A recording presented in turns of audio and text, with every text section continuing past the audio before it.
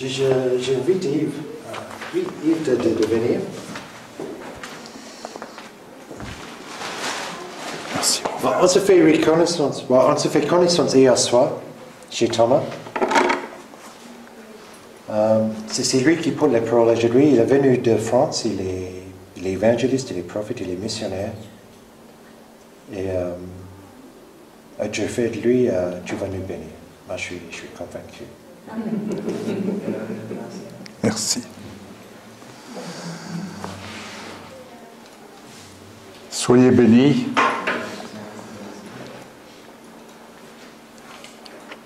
Le Seigneur m'a interpellé ce matin en rentrant dans ce lieu.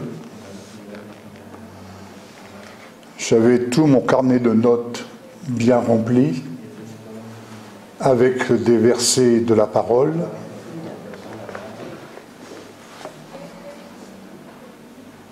Mais il n'en sera pas ainsi. Il n'en sera pas ainsi pour la simple et bonne raison,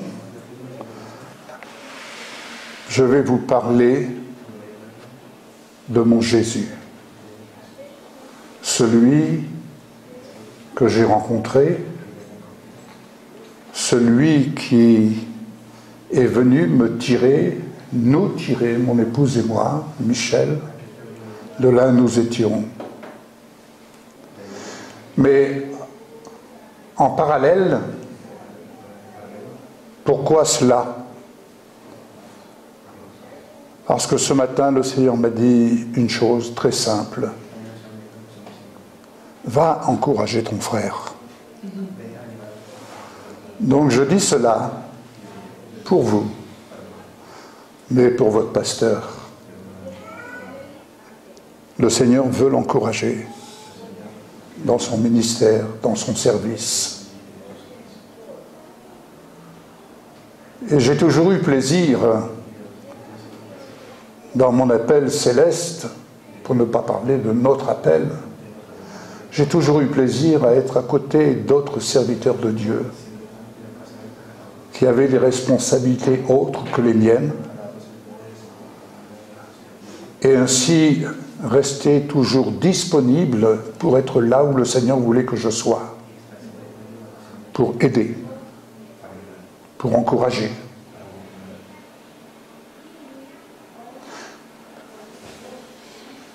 Ce que je vais vous parler, ce sont des choses pratiques, des choses qui ont fait le parcours de notre vie jusqu'à ce jour. Je le dis avec humilité, afin que le Seigneur lui seul soit glorifié et que vous puissiez vous aussi, peut-être pour certains, je ne sais pas, vous positionner par rapport à la place que vous avez dans le plan de Dieu. Par rapport à votre relation avec le Seigneur. Par rapport à cet appel qui nous vient d'en haut, un appel céleste. Je ne parle pas d'appel au ministère, je parle d'appel céleste. Nous sommes, vous et moi, appelés du Seigneur. Vous avez été choisis, nous avons été choisis. Nous avons accepté d'être pris par le Seigneur, d'être épris par son amour. Et il nous a alors retirés de la mort.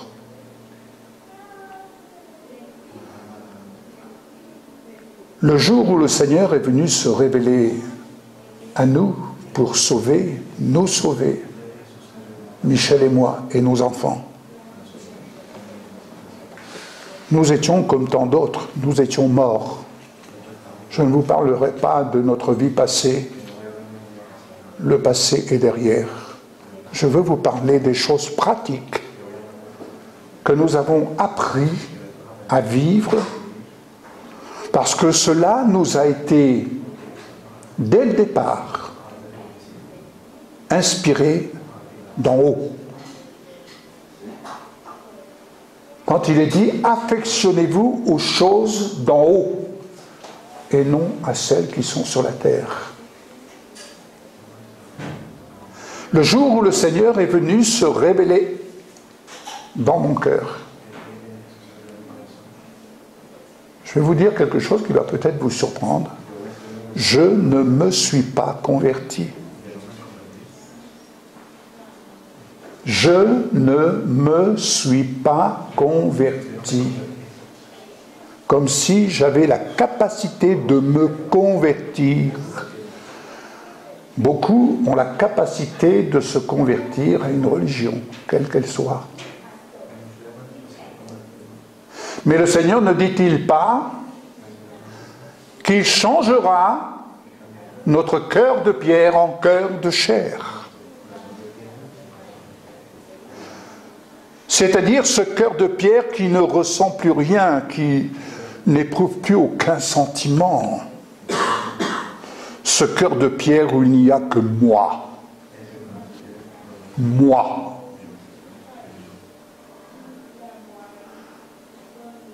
Et le Seigneur a changé ce cœur de pierre que j'avais. Cette forteresse dans laquelle je me croyais fort, alors que j'étais mort. Il ne me restait plus que 5 ans à vivre. Et lorsqu'il a changé ce cœur de pierre, oui, il a converti mon cœur. Il a converti mon cœur et mon cœur de pierre est devenu un cœur de chair. Alléluia. Quelle différence. Quelle différence, mes bien-aimés.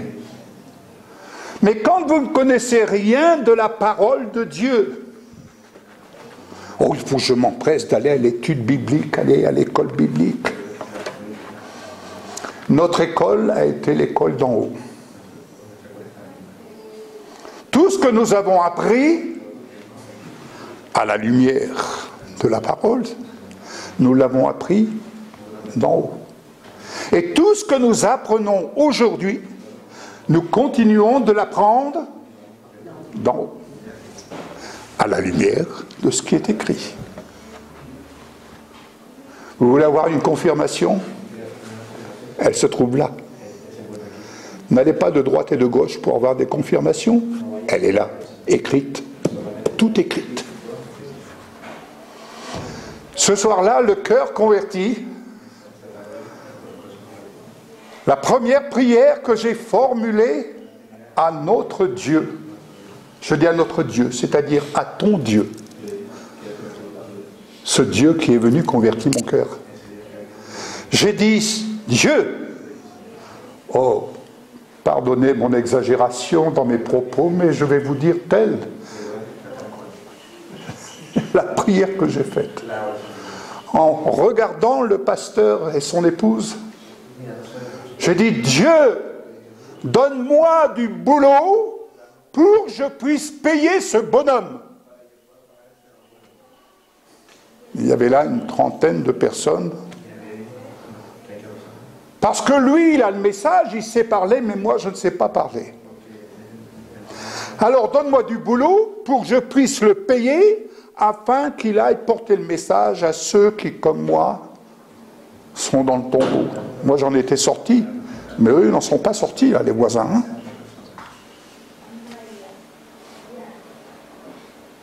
Dans les 3 jours qui ont suivi cette prière, une lettre venait se glisser sous ma porte. Veuillez vous présenter dans telle entreprise à 3 km de chez moi. Et j'avais du travail. Pas n'importe quel travail.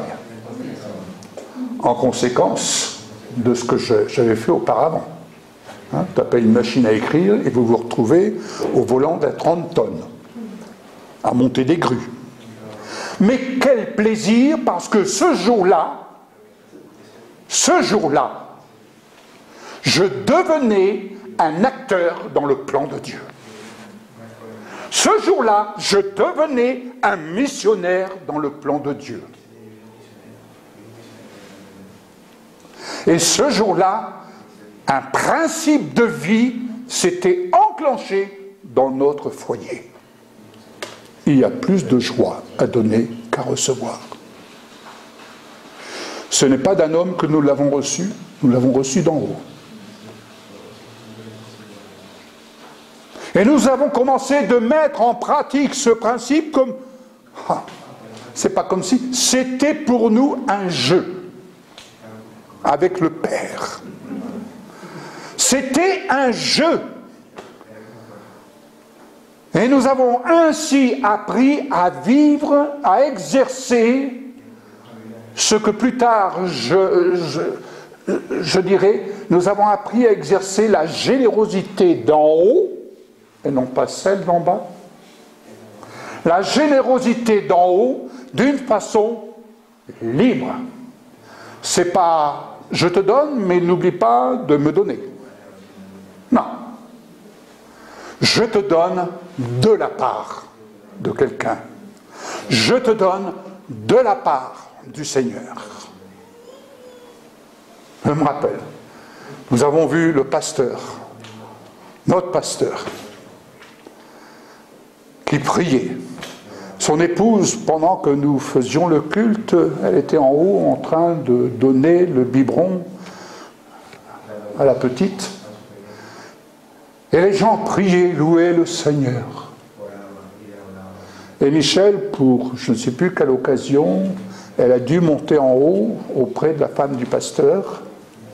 Et quelle ne fut pas sa surprise de voir la femme du pasteur, le frigo vide, et en train de donner un peu de lait avec des miettes de pain à sa petite. Waouh! En bas, nous étions des charismatiques.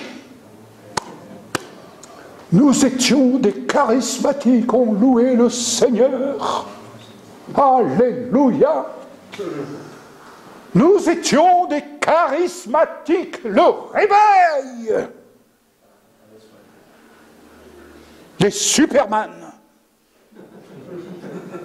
Pendant qu'en haut, un événement se passait, mais nous avions du caca dans les yeux.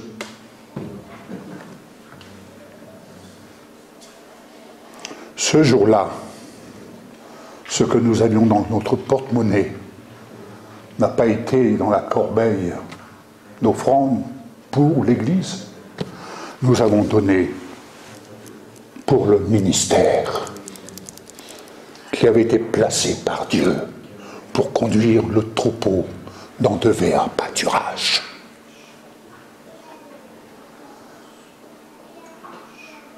Et nous avons eu sur le cœur, dans ce jeu,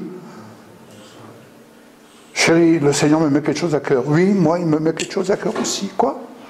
Nous allons donner notre salle à manger au pasteur. C'est ça, c'était la salle à manger. On a donné notre salle à manger au pasteur. Nous avions le porte-monnaie vide, mais ce n'était pas un problème. Ça allait se remplir. Notre objectif, c'était d'être à côté de cet homme, de cette femme, qui était envoyé de Dieu pour débloquer des situations et nous encourager, nous exhorter, nous apprendre. Et il nous a appris, il nous a tellement appris qu'au bout de 6 mois, des gens bien intentionnés ont dit à ce pasteur, dehors. Ils l'ont mis dehors. Ils l'ont mis dehors parce que, bon, il parlait un peu d'argent. Et nous avons été 6 mois de notre côté sans nouvelles, et lorsqu'on priait, on venait nous dire ne priez pas si fort, vous n'êtes pas obligé de faire comme l'ancien pasteur.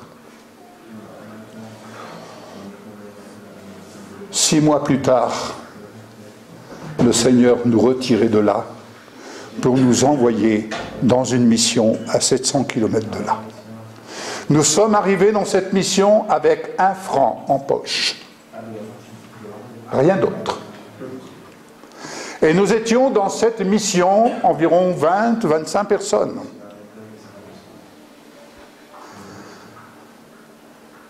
Et tous vivaient ce qu'on appelait et ce qu'on appelle vivaient par la foi.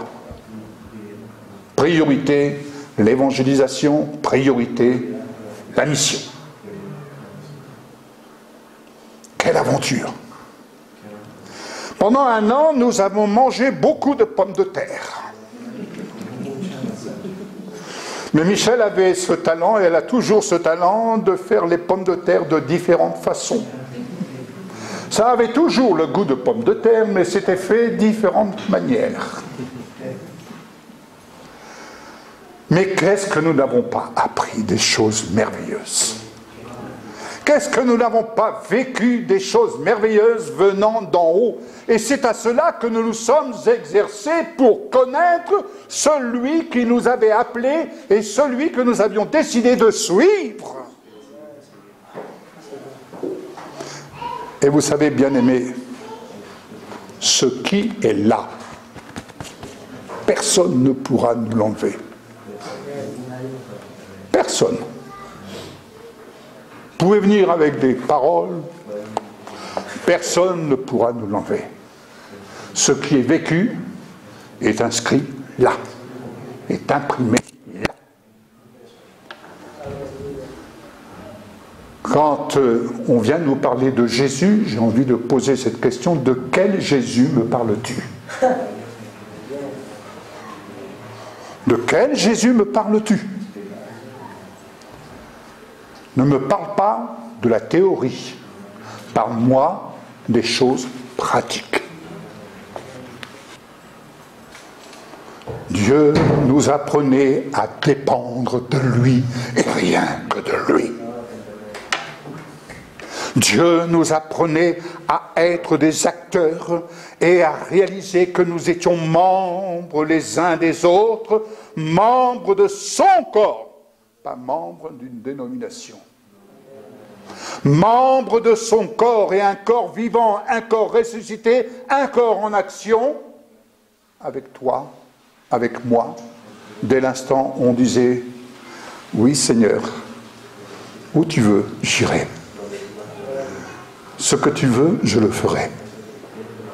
Et nous avons appris à vivre des choses, à mettre des choses en pratique qui ont fait notre éducation, qui ont fait ce que nous sommes aujourd'hui et là où nous en sommes aujourd'hui, mes bien-aimés.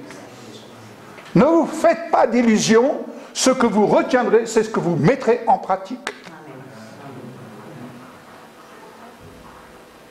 Vous voulez éviter de tomber dans des illusions? Mettez en pratique ce qui vient d'en haut, et ce qui vient d'en haut et qui descend dans votre cœur, pas dans votre petite tête. N'essayez pas de ramener le royaume de Dieu dans votre petite tête, ça va imploser. Mais c'est ce qui se passe là, dans votre cœur. Il nous est arrivé, Michel et moi, dans un supermarché où on vendait des appareils ménagers. Il nous est arrivé parce que l'inspiration, ce n'est pas simplement le dimanche à l'église, c'est en tout lieu. Je vous parle des choses pratiques. Et il nous est arrivé d'avoir besoin d'acheter une machine à laver. Et quand on achetait une machine à laver, le Seigneur nous disait: c'est pas une, c'est deux. Ah oui, la deuxième, c'était pour un frère, pour une sœur. Et quand on prenait conscience de son besoin, ah oui, leur machine à laver était tombée en panne, et il y avait 5 enfants dans la maison, une baignoire remplie de linge qu'il fallait laver. Nous avons appris des choses pratiques,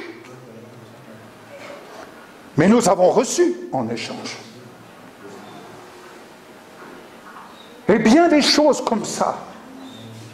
Bien des choses comme ça. Mais au fur et à mesure que nous avons vécu, tout à l'heure, qui est-ce qui parlait du ballet? Michel avait ce ministère du ballet. Vous savez que c'est un ministère, hein, le ministère du ballet. On a appris que ça existait, le ministère du ballet. Michel s'occupait de nettoyer les pièces de l'église, enfin de la salle. Elle s'occupait de la bibliothèque, moi j'étais trésorier. Et un beau jour, une servante est passée, Michel était dans le fond de la salle, et la servante de Dieu, en plein milieu de son message, elle s'arrête, elle lui dit « Toi, ma sœur, qui as le ministère du balai, tu traverseras les mers, tu auras des enfants, tu seras couvert d'or. » Notre première mission au Gabon, raccompagnant un homme de bien qui était sorti de l'hôpital, qui avait été guéri, et lorsque nous l'avons raccompagné chez lui, au Gabon, la première des choses, il a dit à Michel, viens ma fille. Il l'a pris comme sa fille. Et il l'a conduite chez son bijoutier. Elle a été couverte d'or. Je lui ai dit, couvert d'or. Ce que tu fais à l'un de ces plus petits, dit le Seigneur, c'est à moi que tu le fais. Et je peux vous assurer que le Seigneur n'est redevable de personne. Nous avons appris à investir, comme tant d'autres, dans la mission. Nous avons appris à être à l'écoute pour apporter ce que le Seigneur mettait sur le cœur. Mais nous avons reçu en retour. Nous avons reçu au moment du besoin et selon la forme de notre besoin. Il nous est arrivé de donner notre voiture. Michel a reçu une voiture. Tout cela pour la mission. Ça, c'est l'éducation qu'on a appris à recevoir d'en haut. Et non pas des hommes. Et toujours en vue de « Ah, Seigneur, qu'est-ce que tu veux que je fasse aujourd'hui ?»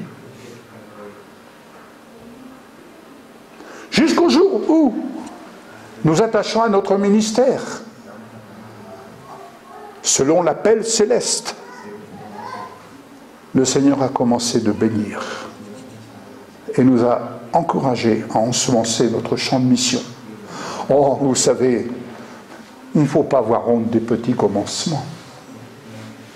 On a commencé d'envoyer 10 petites brochures avec notre témoignage. Et curieusement, aucune église ne nous ouvrait ses portes. Mais quand il y a des portes fermées, le Seigneur, lui, il a les moyens d'ouvrir la porte qu'il faut. Et le moyen qu'il a eu, c'est qu'un serviteur de Dieu aura trouvé notre magazine dans la brousse, là-bas à Kinshasa. Il est passé par Paris. De Paris, il est venu à notre rencontre. Il nous a demandé de prier pour un homme de bien. Et cet homme de bien, donc du Gabon, est sorti de l'hôpital 3 jours après. Voilà le champ missionnaire sur le continent africain qui est en train de s'ouvrir. Et depuis, nous avons ensemencé le monde francophone à partir de 10 magazines. À l'heure où je vous parle,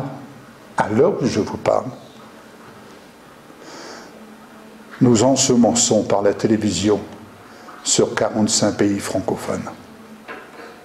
Vous savez où est-ce qu'on tournait nos émissions? On tournait nos émissions dans les bars. On tournait nos émissions sur le marché. On tournait nos émissions dans la voiture. On tournait nos émissions dans une maison de retraite. On tournait nos émissions dans des endroits où... Oh non, c'est le monde.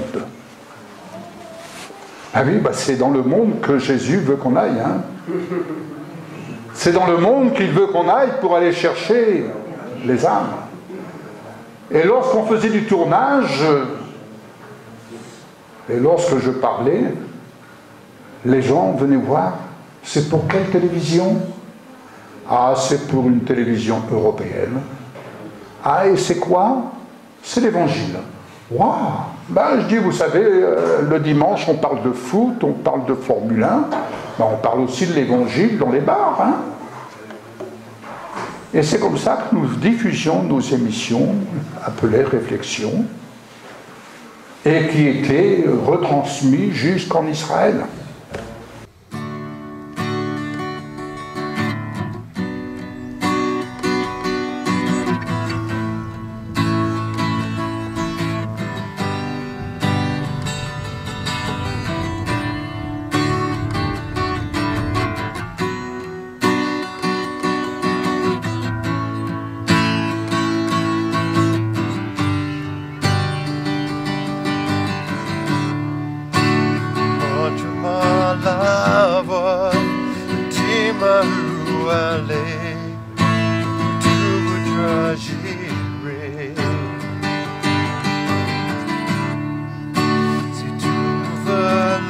la porte, c'est qu'on ne peut fermer. Si tu es là, j'irai. Montre-moi la voie, dis-moi où aller.